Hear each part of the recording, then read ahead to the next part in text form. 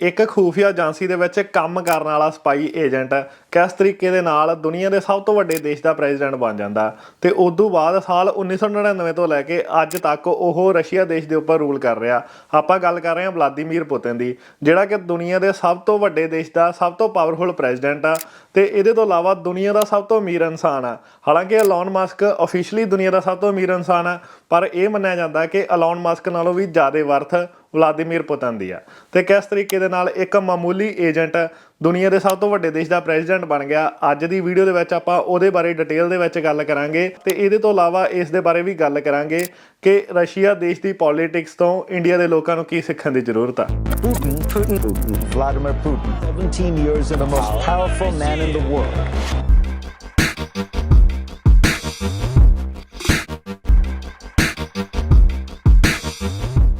Vladimir Putin ਜਿਹੜਾ ਕਿ Russia ਦਾ president ਆ, ਇਹਦੇ ਬਾਰੇ ਜੇਕਰ ਆਪਾਂ ਕੁਝ ਜਾਣਨਾ ਤਾਂ ਆਪਾਂ ਨੂੰ ਤਕਰੀਬਨ 30-31 ਸਾਲ ਪਿੱਛੇ ਜਾਣਾ ਪਊਗਾ। ਸਾਲ 1991 ਦੇ ਵਿੱਚ ਜਦੋਂ ਬਰਲਿਨ ਵਾਲ ਢਾਈ ਜਾਂਦੀ ਹੈ ਨਾ, ਤਾਂ ਉਸ ਸਮੇਂ ਵਲਾਦੀਮੀਰ ਪੁਤਿਨ ਇੱਕ ਸਪਾਈ ਏਜੰਟ ਦੇ ਵਜੋਂ ਈਸਟ ਜਰਮਨੀ ਦੇ ਵਿੱਚ ਸੋਵੀਅਤ ਸਿਕਿਉਰਿਟੀ ਏਜੰਸੀ KGB ਦੇ ਲਈ ਕੰਮ ਕਰ ਰਿਹਾ ਸੀ। ਤੇ ਸਾਲ 1991 ਰਸ਼ੀਆ ਦੇ ਇਤਿਹਾਸ ਦਾ ਸਭ ਤੋਂ ਖਤਰਨਾਕ ਸਾਲ ਮੰਨਿਆ ਜਾਂਦਾ, ਕਿਉਂਕਿ ਇੱਕ ਤਾਂ ਉਸ ਸਮੇਂ ਬਰਲਿਨ ਵਾਲ ਢਾਈ ਗਈ ਸੀ ਤੇ ਨਾਲ ਦੀ ਨਾਲ ਉਸੇ ਹੀ ਸਾਲ ਸੋਵੀਅਤ ਯੂਨੀਅਨ ਕਈ ਵੱਖ-ਵੱਖ ਦੇਸ਼ਾਂ ਦੇ ਵਿੱਚ ਟੁੱਟ ਜਾਂਦੀ ਆ। ਤਕਰੀਬਨ 15 ਨਵੇਂ ਦੇਸ਼ ਬਣਦੇ ਆ ਸੋਵੀਅਤ ਯੂਨੀਅਨ ਨੂੰ ਟੁੱਟ ਕੇ, ਤੇ ਰਸ਼ੀਆ ਜਿਹੜਾ ਕਿ ਦੁਨੀਆ ਦਾ ਸਭ ਤੋਂ ਵੱਡਾ ਦੇਸ਼ ਆ ਤੇ ਉਹਦੇ ਕੋਲੋਂ ਤਕਰੀਬਨ 2 ਮਿਲੀਅਨ ਸਕੁਅਰ ਮਾਈਲ ਲੈਂਡ ਖੁੱਸ ਜਾਂਦੀ ਆ। ਤੇ ਉਦੋਂ ਬਾਅਦ ਪਹਿਲੀ ਵਾਰੀ ਵਲਾਦੀਮੀਰ ਪੁਤਿਨ ਇੱਕ ਬਿਆਨ ਦਿੰਦਾ ਜਿਹਦੇ ਵਿੱਚ ਉਹ ਕਹਿੰਦਾ ਕਿ ਇਹ ਇਸ ਸਦੀ ਦਾ ਸਭ ਤੋਂ ਮੇਜਰ ਜੀਓਪੋਲਿਟੀਕਲ ਡਿਜ਼ਾਸਟਰ ਆ। ਤੇ ਉਦੋਂ ਬਾਅਦ ਜਦੋਂ ਨਵੇਂ 15 ਦੇਸ਼ ਬਣ ਜਾਂਦੇ ਆ USSR ਦੇ ਵਿੱਚੋਂ, ਤਾਂ ਰਸ਼ੀਆ ਦੇ ਵਿੱਚ ਵੀ ਇੱਕ ਨਵੀਂ ਗਵਰਨਮੈਂਟ ਆਉਂਦੀ ਆ ਜਿਹਦਾ ਕਿ ਪ੍ਰੈਜ਼ੀਡੈਂਟ ਬਣਦਾ ਬੋਰਿਸ ਜੈਲਸਨ। ਤੇ ਜਦੋਂ ਹੀ ਇਹ ਗਵਰਨਮੈਂਟ ਸੱਤਾ ਦੇ ਵਿੱਚ ਆਉਂਦੀ ਆ ਤਾਂ ਇਹ ਜਿਹੜਾ ਪ੍ਰੈਜ਼ੀਡੈਂਟ ਹੁੰਦਾ ਬੋਰਿਸ ਜੈਲਸਨ, ਇਹ ਆਉਣ ਸਾਰ ਹੀ ਤਕਰੀਬਨ 45,000 ਦੇ ਕਰੀਬ ਬਿਜ਼ਨਸ ਅਜਿਹੇ ਹੁੰਦੇ ਆ ਜਿਹੜੇ ਕਿ ਅਮੀਰ ਲੋਕਾਂ ਨੂੰ ਵੇਚ ਦਿੰਦਾ, ਜਿਹੜੇ ਸਰਕਾਰੀ ਬਿਜ਼ਨਸ ਹੁੰਦੇ ਆ, ਜਿਨ੍ਹਾਂ ਦੇ ਵਿੱਚ ਰਸ਼ੀਆ ਦੀ ਸਭ ਤੋਂ ਮੇਨ ਗੈਸ ਦਾ ਬਿਜ਼ਨਸ ਆਉਂਦਾ ਤੇ ਉਹਦੇ ਤੋਂ ਇਲਾਵਾ ਕੋਲ ਦਾ ਬਿਜ਼ਨਸ ਆਉਂਦਾ ਤੇ ਹੋਰ ਵੀ ਕਈ ਅਜਿਹੇ ਬਿਜ਼ਨਸ ਆ ਜਿਨ੍ਹਾਂ ਦੇ ਵਿੱਚੋਂ ਚੰਗੀ ਰੈਵਨਿਊ ਹੋ ਸਕਦੀ ਸੀ ਰਸ਼ੀਆ ਦੀ ਸਰਕਾਰ ਨੂੰ। ਉਹ ਸਾਰੇ ਰਸ਼ੀਆ ਦੇ ਅਮੀਰ ਲੋਕਾਂ ਨੂੰ ਵੇਚ ਦਿੱਤੇ ਜਾਂਦੇ ਆ, ਜਿਨ੍ਹਾਂ ਨੂੰ ਅੱਜ ਦੇ ਦਿਨ ਤੱਕ ਆਪਾਂ ਰਸ਼ੀਆ ਦੇ ਓਲੀਗਾਰਕਸ ਦੇ ਵਜੋਂ ਜਾਣਦੇ ਆ। ਤੇ ਉਦੋਂ ਬਾਅਦ ਜਦੋਂ ਇਹ ਬਿਜ਼ਨਸ ਸਾਰੇ ਰਸ਼ੀਆ ਦੇ ਉਹਨਾਂ ਅਮੀਰ ਲੋਕਾਂ ਨੂੰ ਵੇਚ ਦਿੱਤੇ ਜਾਂਦੇ ਆ, ਤਾਂ ਉਹ ਕੀ ਕਰਦੇ ਆ ਕਿ ਇਸ ਪ੍ਰੈਜ਼ੀਡੈਂਟ ਨੂੰ ਸੱਤਾ ਦੇ ਵਿੱਚ ਬਣੇ ਰਹਿਣ ਦੇ ਲਈ ਇਹਦੀ ਮਦਦ ਕਰਦੇ ਆ, ਇਹਨੂੰ ਪੈਸੇ ਦਿੰਦੇ ਆ ਤੇ ਇਹਦੇ ਤੋਂ ਇਲਾਵਾ ਇਹਦੀ ਹੋਰ ਤਰੀਕਿਆਂ ਦੇ ਨਾਲ ਵੀ ਸਪੋਰਟ ਕਰਦੇ ਆ, ਜਿਹਦੇ ਕਰਕੇ ਕਿ ਇਹ ਪਾਵਰ ਦੇ ਵਿੱਚ ਬਣਿਆ ਰਵੇ। ਸੋ ਇਸ ਤਰੀਕੇ ਦੇ ਨਾਲ ਰਸ਼ੀਆ ਦੀ ਪੋਲੀਟੀਕਲ ਪਾਰਟੀ ਚੱਲ ਰਹੀ ਹੁੰਦੀ ਆ ਉਸ ਸਮੇਂ ਦੇ ਵਿੱਚ। ਤੇ ਉਦੋਂ ਬਾਅਦ ਰਸ਼ੀਆ ਦੀ ਪੋਲੀਟਿਕਸ ਦੇ ਵਿੱਚ ਸਾਲ 1991 ਦੇ ਵਿੱਚ ਹੀ ਐਂਟਰੀ ਹੁੰਦੀ ਆ ਵਲਾਦੀਮੀਰ ਪੁਤਿਨ ਦੀ, ਜਿਹਨੂੰ ਕਿ ਸਾਲ 1991 ਦੇ ਵਿੱਚ ਰਸ਼ੀਆ ਦੇ ਸੈਂਟ ਪੀਟਰਸਬਰਗ ਤੋਂ ਡਿਪਟੀ ਮੇਅਰ ਚੁਣਿਆ ਜਾਂਦਾ। ਤੇ ਜਦੋਂ ਹੀ ਉਹ ਡਿਪਟੀ ਮੇਅਰ ਬਣਦਾ ਨਾ, ਤਾਂ ਉਹ ਵੀ ਆਪਣੀ ਪਾਵਰ ਦਾ ਇਸ ਤਰੀਕੇ ਦੇ ਨਾਲ ਇਸਤੇਮਾਲ ਕਰਦਾ ਕਿ ਜਿੰਨੇ ਵੀ ਉਹਦੇ ਯਾਰ ਦੋਸਤ ਹੁੰਦੇ ਆ ਜਾਂ ਉਹਦੇ ਅਲਾਈਜ਼ ਹੁੰਦੇ ਆ, ਉਹਨਾਂ ਨੂੰ ਕਾਫੀ ਸਪੋਰਟ ਮਿਲਦੀ ਆ। ਤੇ ਉਦੋਂ ਬਾਅਦ ਜਿੰਨੇ ਵੀ ਉਹਦੇ ਦੁਸ਼ਮਣ ਹੁੰਦੇ ਆ, ਉਹਨਾਂ ਨੂੰ ਲਗਾਤਾਰ ਐਲੀਮੀਨੇਟ ਕਰਨਾ ਸ਼ੁਰੂ ਕਰ ਦਿੰਦਾ ਵਲਾਦੀਮੀਰ ਪੁਤਿਨ, ਜਿਹਦੇ ਕਰਕੇ ਇਹ ਰਸ਼ੀਆ ਦੇ ਓਲੀਗਾਰਕਸ ਦਾ, ਯਾਨੀ ਕਿ ਰਸ਼ੀਆ ਦੇ ਅਮੀਰ ਲੋਕਾਂ ਦਾ ਪਸੰਦੀਦਾ ਨੇਤਾ ਬਣ ਜਾਂਦਾ। ਉਦੋਂ ਬਾਅਦ ਲਗਾਤਾਰ ਇਹਦੀ ਪ੍ਰਮੋਸ਼ਨ ਹੋਣੀ ਸ਼ੁਰੂ ਹੋ ਜਾਂਦੀ ਆ। ਤੇ ਇਸ ਤਰੀਕੇ ਦੇ ਨਾਲ ਉਹਨਾਂ ਓਲੀਗਾਰਕਸ ਦੀ ਮਦਦ ਦੇ ਨਾਲ ਥੋੜੇ ਹੀ ਸਮੇਂ ਦੇ ਵਿੱਚ ਵਲਾਦੀਮੀਰ ਪੁਤਿਨ ਸਾਲ 1999 ਦੇ ਵਿੱਚ ਪਹਿਲੀ ਵਾਰ ਰਸ਼ੀਆ ਦਾ ਪ੍ਰਾਈਮ ਮਿਨਿਸਟਰ ਬਣ ਜਾਂਦਾ। ਤੇ ਉਦੋਂ ਬਾਅਦ ਇਹ ਆਪਣੀ ਪਾਵਰ ਨੂੰ ਸੇਮ ਉਸੇ ਤਰੀਕੇ ਯੂਜ਼ ਕਰਦਾ ਜਿਵੇਂ ਕਿ ਇਹ ਡਿਪਟੀ ਮੇਅਰ ਦੇ ਵਜੋਂ ਯੂਜ਼ ਕਰ ਰਿਹਾ ਸੀਗਾ। ਤੇ ਜਦੋਂ ਹੀ ਵਲਾਦੀਮੀਰ ਪੁਤਿਨ ਪ੍ਰਾਈਮ ਮਿਨਿਸਟਰ ਬਣਦਾ, ਤਾਂ ਅਗਸਤ 1999 ਦੇ ਵਿੱਚ ਰਸ਼ੀਆ ਦੇ ਚੈਚਨੀਆ ਏਰੀਆ ਦੇ ਵਿੱਚੋਂ ਵਾਇਲੈਂਸ ਹੁੰਦੀ ਆ, ਅੱਤਵਾਦੀ ਅਟੈਕ ਕਰਦੇ ਆ ਬਾਰਡਰ ਏਰੀਆ ਦੇ ਉੱਪਰ, ਤੇ ਰਸ਼ੀਆ ਦੇ ਕਈ ਸ਼ਹਿਰਾਂ ਦੇ ਉੱਪਰ ਬੰਬ ਸਿੱਟਦੇ ਆ, ਜਿਹਦੇ ਵਿੱਚ ਮਾਸਕੋ ਮੇਨ ਸ਼ਹਿਰ ਹੁੰਦਾ, ਤੇ ਤਕਰੀਬਨ 300 ਲੋਕਾਂ ਦੀ ਮੌਤ ਹੋ ਜਾਂਦੀ ਆ।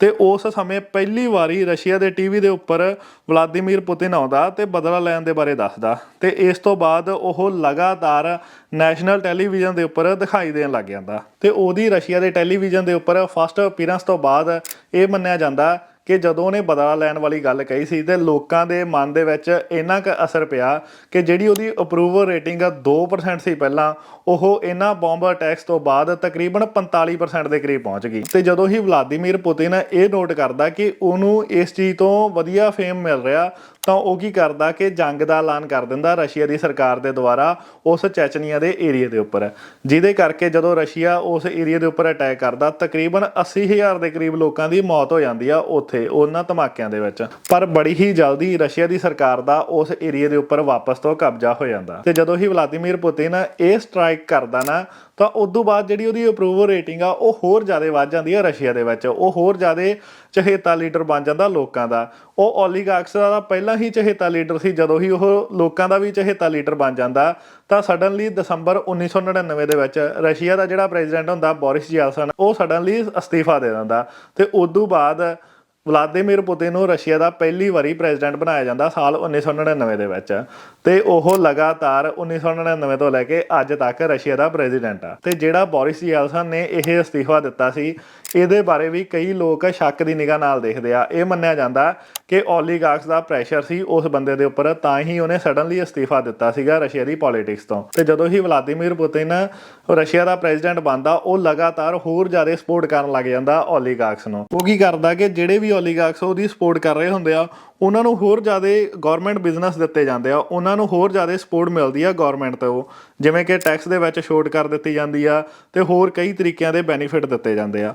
ਪਰ ਜਿਹੜੇ ਓਲੀਗਾਰਕਸ ਉਹਨਾਂ ਦੀ ਸਪੋਰਟ ਨਹੀਂ ਕਰਦੇ ਸੀ, ਉਹਨਾਂ ਨੂੰ ਉਹ ਰਸਤੇ ਦੇ ਵਿੱਚੋਂ ਹਟਾਉਣ ਲੱਗ ਜਾਂਦਾ। ਚਾਹੇ ਉਹ ਫਿਰ ਕੋਈ ਓਲੀਗਾਰਕਸ ਹੋਣ ਜਾਂ ਉਹਦੇ ਪੋਲੀਟੀਕਲ ਓਪੋਜੀਸ਼ਨ ਲੀਡਰ ਹੋਣ ਜਾਂ ਕੋਈ ਲੋਕ ਹੋਣ, ਜੇਕਰ ਉਹ ਲਗਾਤਾਰ ਉਹਦੇ ਖਿਲਾਫ ਬੋਲਦੇ ਆ ਤਾਂ ਉਹਨਾਂ ਨੂੰ ਵਲਾਦੀਮੀਰ ਪੁਤਿਨ ਰਸਤੇ ਦੇ ਵਿੱਚੋਂ ਹਟਾ ਦਿੰਦਾ। ਸਾਲ 2000 ਤੋਂ ਲੈ ਕੇ ਸਾਲ 2008 ਤੱਕ ਰਸ਼ੀਆ ਦੇ ਵਿੱਚ ਵਲਾਦੀਮੀਰ ਪੁਤਿਨ ਰਾਜ ਕਰਦਾ ਤੇ ਉਹ ਕਾਫੀ ਵਧੀਆ ਲੀਡਰ ਮੰਨਿਆ ਜਾਂਦਾ ਸੀ 2008 ਤੱਕ।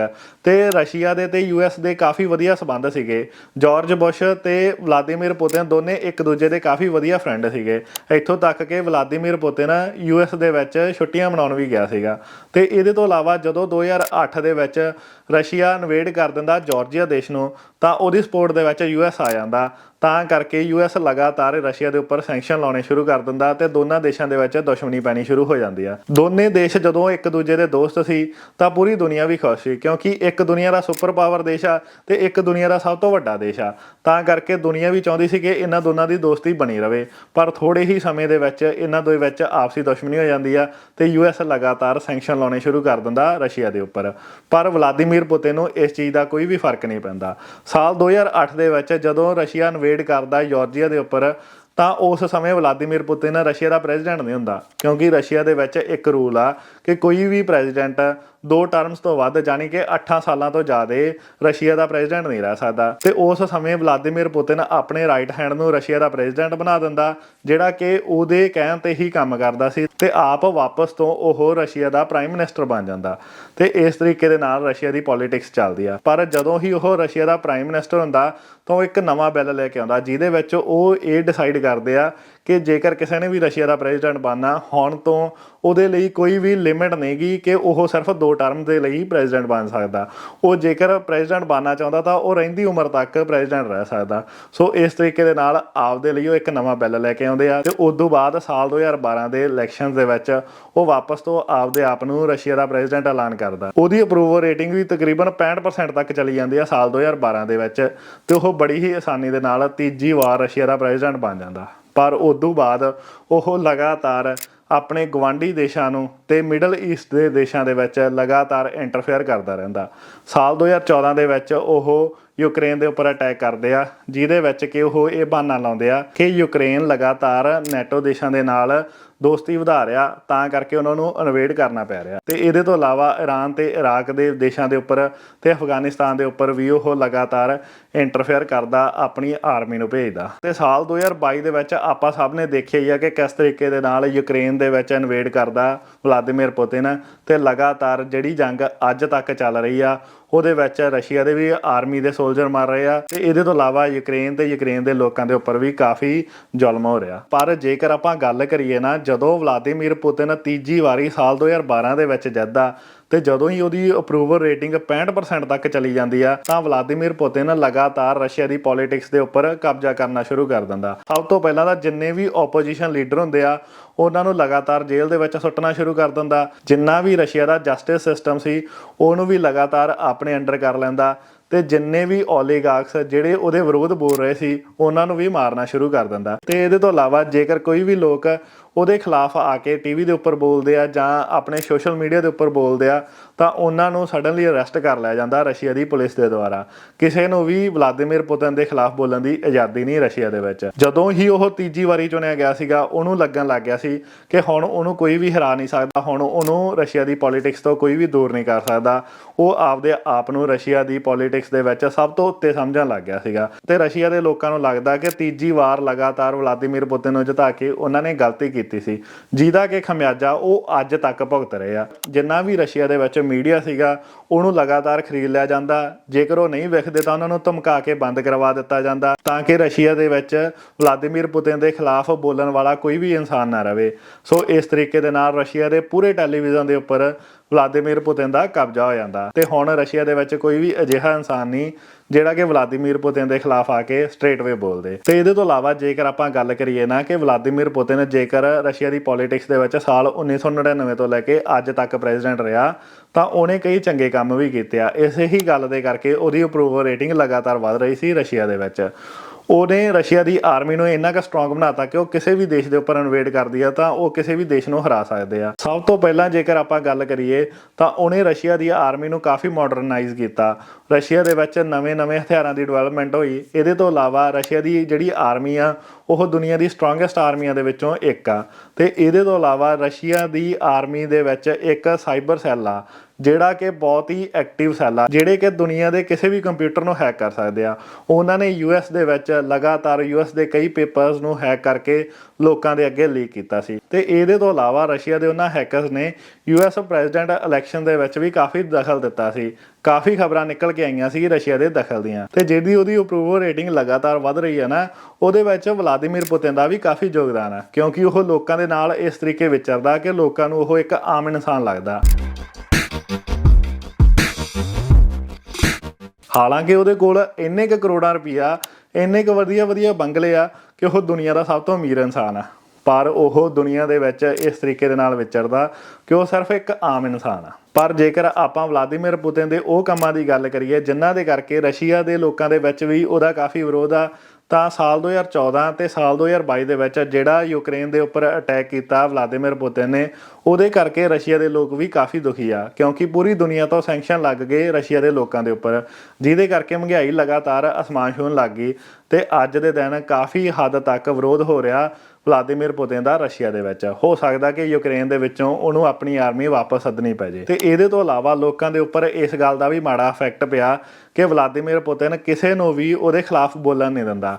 ਜਦੋਂ ਵੀ ਕੋਈ ਵੀ ਬੰਦਾ ਬੋਲਣ ਦੀ ਕੋਸ਼ਿਸ਼ ਕਰਦਾ ਤਾਂ ਉਹਨੂੰ ਅਰੈਸਟ ਕਰ ਲਿਆ ਜਾਂਦਾ। ਹਾਲਾਂਕਿ ਵਲਾਦੀਮੀਰ ਪੁਤਿਨ ਨੂੰ ਕੋਰਟਸ ਦਾ ਕੋਈ ਡਰ ਨਹੀਂਗਾ ਕਿਉਂਕਿ ਜਿੰਨਾ ਵੀ ਜੁਡੀਸ਼ਰੀ ਸਿਸਟਮ ਆ ਰਸ਼ੀਆ ਦੇ ਵਿੱਚ ਉਹ ਆਲਰੇਡੀ ਵਲਾਦੀਮੀਰ ਪੁਤਿਨ ਦੇ ਅੰਡਰ ਆ। ਉਹਨੂੰ ਰਸ਼ੀਆ ਦੀ ਕੋਰਟਸ ਦਾ ਕੋਈ ਡਰ ਨਹੀਂ, ਉਹਨੂੰ ਸਿਰਫ ਆਪਣੀ ਰੇਟਿੰਗ ਡਿੱਗਣ ਦਾ ਡਰ ਆ, ਤਾਂ ਕਰਕੇ ਉਹ ਲਗਾਤਾਰ ਲੋਕਾਂ ਨੂੰ ਅਰੈਸਟ ਕਰਦਾ। ਸੋ ਅਖੀਰ ਤੇ ਆਪਾਂ ਇਹ ਕਹਿ ਸਕਦੇ ਹਾਂ ਕਿ ਇੱਕ ਅਜਿਹਾ ਮਾਮੂਲੀ ਸਪਾਈ ਏਜੰਟ ਜਿਹੜਾ ਕਿ ਸਿਰਫ ਇੱਕ ਦੇਸ਼ ਦੇ ਲਈ ਜਾਸੂਸੀ ਦਾ ਕੰਮ ਕਰ ਰਿਹਾ ਸੀਗਾ, ਉਹ ਕਿਸ ਤਰੀਕੇ ਦੇ ਨਾਲ ਅਮੀਰ ਲੋਕਾਂ ਦੀ ਮਦਦ ਦੇ ਨਾਲ ਰਸ਼ੀਆ ਦੀ ਪੋਲੀਟਿਕਸ ਦੇ ਵਿੱਚ ਸਿਖਰ ਦੇ ਉੱਪਰ ਪਹੁੰਚ ਜਾਂਦਾ ਤੇ ਉਸ ਤੋਂ ਬਾਅਦ ਉਹ ਲਗਾਤਾਰ ਉਸ ਸਿਖਰ ਤੇ ਬਣਿਆ ਹੋਇਆ ਤੇ ਲਗਾਤਾਰ ਲੋਕਾਂ ਦੇ ਹੱਕਾਂ ਨੂੰ ਦਬਾਉਣ ਦੀ ਕੋਸ਼ਿਸ਼ ਕਰ ਰਿਹਾ।